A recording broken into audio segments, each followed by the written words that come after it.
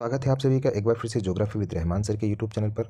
आज हम देखने जाएंगे बीए सेकेंड ईयर का जो प्रैक्टिकल का पेपर होता है वो किस तरीके का होता है। देखिए 50 मार्क्स का पूरा आपका प्रैक्टिकल होता है, उसमें से मिनिमम 18 नंबर आपको पास होने के लिए चाहिए होते हैं। रिटन टेस्ट जो आपका इस पेपर के अकॉर्डिंग होगा वो 24 नंबर का होगा। फील्ड सर्वे और वाइवा ये 10+4 नंबर के होंगे, 4 नंबर का वाइवा, 10 नंबर का फील्ड सर्वे यानी कि 14 नंबर का। और कुल मिला करके आपका रिकॉर्ड जो है, फाइल जो आपने बनाई हुई है वो 8 नंबर की होती है और 4 नंबर का उससे संबंधित पूछा जाने वाला प्रश्न या वाइवा होता है। कुल मिलाकर के इस तरीके से आपके 20 नंबर का विभाजन होता है। अब हम देखते हैं कि किस तरीके से प्रश्न आते हैं, परीक्षा में किस तरीके के प्रश्न पूछे जाते हैं। देखिए प्रश्न नंबर 1 जो है वो है कि मानचित्र कला को परिभाषित कीजिए और उसके मूल तत्व और विधियों को लिखिए। मानचित्र कला क्या होता है, क्या नहीं होता, इसके बारे में आपको बताना है। इसको 2-3 परिभाषा देना है। इरविन रेज के अनुसार जो परिभाषा है वो महत्वपूर्ण हो जाती है, मॉन्क हाउस के अनुसार जो परिभाषा है वो महत्वपूर्ण हो जाती है। उन परिभाषाओं को देने के बाद मानचित्र कला के मूल तत्व क्या क्या होते हैं, मानचित्र बनाने की कौन कौन सी विधियाँ हैं, उन सभी को आपको लिखना है। मानचित्रों का वर्गीकरण भी आप लिख सकते हैं इसमें। नेक्स्ट है निम्नलिखित आंकड़ों की सहायता से सरल दंड आरेख की रचना कीजिए। देखिए आंकड़े अलग हो सकते हैं और लेकिन प्रश्न होगा आपका सरल दंड आरेख या मिश्रित दंड आरेख का। तो आपको ये प्रश्न कैसे करना है, देखिए इस प्रश्न को करने के लिए आपको धौलपुर 324, अलवर 357, इस तरीके से ये आंकड़े दिए हुए हैं। इन आंकड़ों को आप एक इकाई मान लीजिएगा। जैसे 324 है तो आप इसको 32 मान लीजिएगा, इसको 35 मान लीजिएगा, इसको 38, इसको जितने भी है 41, 28, इस तरीके से हम इसको मानेंगे। और क्या करेंगे, एक सीधी लाइन खींचेंगे इस तरीके से और इधर भी एक सीधी लाइन खींचेंगे, यानी कि एक एक्स अक्ष हो गया और ये वाई हो गया। फिर आप यहाँ पर लिख देंगे 2, 4, 8 और 10, 12, 14, 16, 18, 20, 22, इस तरीके से आप लिखते जाएंगे और ऊपर तक लिखते जाएंगे। नीचे आपको यहाँ लिखने हैं जिले, यहाँ जिला 1 हो जाएगा धौलपुर, अलवर, इस तरीके से ये जिले आ जाएंगे। नीचे आपको लिखना है जिले, मैं यहाँ पर टिक लगा रहा हूँ। अब आपको क्या करना है, जैसे धौलपुर में 324 है, 324, 32 यहाँ आता है, तो आपको एक आरेख, एक दंड बना देना है यहाँ पे। ये लीजिए भाई धौलपुर। फिर इसके बाद अलवर है 335, 357 है, तो ये थोड़ा सा इससे ऊंचा जाएगा, ये लीजिए भाई। फिर इसके बाद 200 है 384, ये इससे और ऊपर जाएगा, तो आपको ये और ऊपर वाला बना देना है।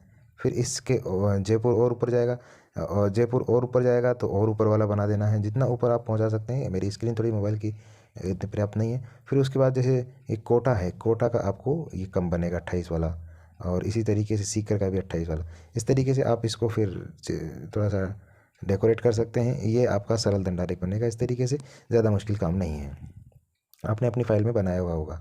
नेक्स्ट प्रश्न जो है वो प्रश्न ये कहता है कि भूमि उपयोग के कुछ आंकड़े दिए हुए हैं, इसकी सहायता से आपको एक वृत्त आरेख की रचना करनी है। वृत्त आरेख, ठीक है, भूमि उपयोग के आंकड़े दिए हुए हैं, एक वृत्त आरेख बनाना है। पहले तो इसको 360 डिग्री से आपको निकालना है। 342 इसमें टोटल है, 342 को आपको 360 के समथिंग करना है। ये 342 में से आपको इनका प्रतिशत निकालना है, कितना निकलेगा, और 360 में से इसकी डिग्री निकालनी है, कितनी निकलेगी।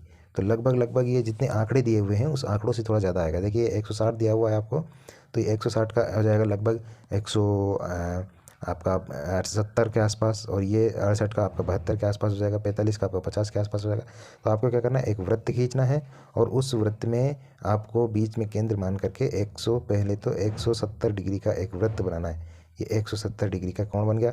फिर उसके बाद लगभग आपको 70-72 डिग्री का बनाना है। फिर उसके बाद आपको 45 है तो ये 50 के आसपास बनेगा। फिर ये 48 है तो ये भी आपका जो है इससे कम बनेगा। फिर इसके बाद ये 25 का है तो ये आपका बचा कुचा रह जाएगा। इस तरीके से ये आपका वृत्त आरेख बनेगा। इसी को पाई डायग्राम कहते हैं, पाई डायग्राम कहते हैं, इसी को वेन आरेख कहते हैं। नेक्स्ट प्रश्न जो है निम्न आंकड़ों का समांतर माध्य ज्ञात कीजिए। समांतर माध्य ज्ञात करने के लिए आपको इनका पहला तो मध्यमान निकालना पड़ेगा, और मध्यमान निकालने के बाद जैसे 10 से 12 है और 13 से 15 है, ये लिख रहा है ना आपको, इसका आप मध्यमान निकालेंगे। मध्यमान निकालने के बाद n या n+1/2 इसके साथ आप समांतर माध्य निकाल लेंगे। ये आपका सूत्र होता है। n की सहायता से सहसंबंध गुणांक ज्ञात कीजिए। ये थोड़ा बड़ा प्रश्न है, इस प्रश्न के लिए मैं एक अलग से वीडियो बना दूंगा, सहसंबंध गुणांक किस तरीके से ज्ञात करते हैं, किस तरीके से नहीं ज्ञात करते। और नेक्स्ट प्रश्न है प्रिज्मी कंपास सर्वेक्षण के काम आने वाले उपकरणों का संक्षिप्त वर्णन दीजिए। प्रिज्मेटिक कंपास क्या होता है, क्या नहीं होता, उसके बारे में आपको बताना है। प्रिज्मेटिक कंपास का आप चाहो तो चित्र बना सकते हैं इस तरीके से। ये प्रिज्मेटिक कंपास होता है, मैंने इसके कई सारे वीडियो अपलोड किए हुए हैं। प्रिज्मेटिक कंपास सर्वेक्षण विधि जितनी भी होती है उन सभी के बारे में मैंने आपको बताया हुआ है। इस तरीके से प्रिज्मेटिक कंपास होता है, इसके बारे में बताना है आपको। तो प्रश्न आपको आंकड़े इसमें चेंज हो सकते हैं, लेकिन प्रश्न लगभग यही होते हैं जो प्रैक्टिकल के एग्जाम पूछ जाते हैं। सरल दंडारेख की जगह मिश्रित दंडारेख हो सकता है, पेन डायग्राम की जगह जो है ब्लॉक डायग्राम हो सकता है, घनारेख हो सकता है। तो मिलेंगे आपको यहीं, ठीक है। उम्मीद है आपको समझ में आया होगा। मिलेंगे आपको अगले पेपर में कुछ के साथ, तब तक के लिए नमस्कार।